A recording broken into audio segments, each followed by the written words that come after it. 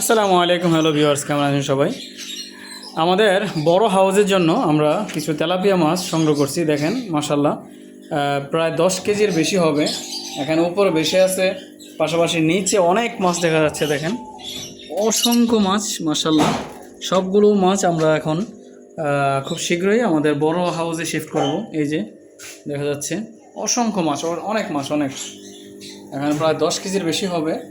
তো এই মাছগুলোকে আমরা আমাদের বড় হাউসে শিফট করব, যেটা আমরা বড় হাউস বানিয়ে ফেলছি অলরেডি।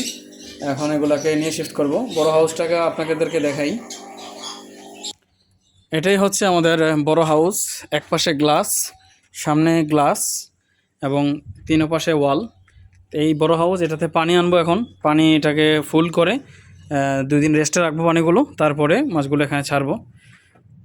এদিক দিয়ে কলমি শাক আছে, কলমি শাকগুলো আমরা পানিতে বাসিয়ে দেবো এভাবে। এদিক দিয়ে কলমি শাক, ওই পাশ থেকেও আছে কলমি শাক।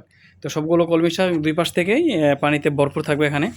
তো মাছগুলো থাকবে ইনশাল্লাহ, আশা করি ভালো রেজাল্ট পাবো মাছগুলো থেকে। তো মাছগুলো আমরা এখন অক্সিজেন দিয়ে রাখছি আপাতত, এখানে রেস্টে রাখছি মাছগুলো। কারণ হঠাৎ করে মাছগুলো জাল দিয়ে ধরে আনছি আমরা বাগান থেকে।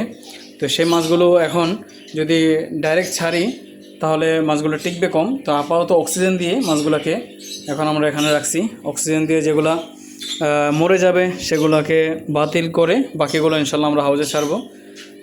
এখানে কিন্তু ছোট ছোট মাছগুলো, খুব একটা বড় না, 3 ইঞ্চি, 4 ইঞ্চি, 2 ইঞ্চি, 2.5 ইঞ্চি এরকম হবে মাছগুলো।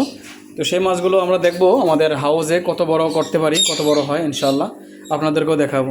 আসসালামু আলাইকুম ওয়া রাহমাতুল্লাহি ওয়া বারাকাতুহু।